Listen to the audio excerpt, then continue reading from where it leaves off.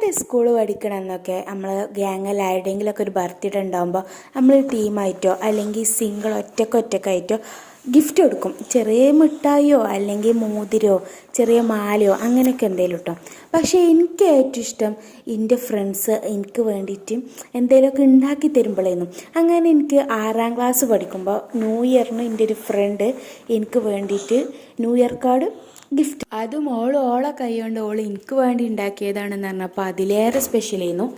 അപ്പോൾ നിങ്ങളെ ഫ്രണ്ട്സിന് നിങ്ങളെ കൈ കൊണ്ട് നിങ്ങൾ കുറച്ച് സമയം കണ്ടെത്തി ഒന്ന് ചെയ്ത് നോക്കി. ഓൾക്ക് ഭയങ്കര ഇഷ്ടമാവും. ഈ കടയിൽ നിന്ന് വാങ്ങി കൊടുക്കണിലേറെ ഇഷ്ടമാവുക നിങ്ങളെ കൈ കൊണ്ട് എന്തെങ്കിലുമൊക്കെ ഗിഫ്റ്റ് ചെയ്യുമ്പോഴേക്കാരം.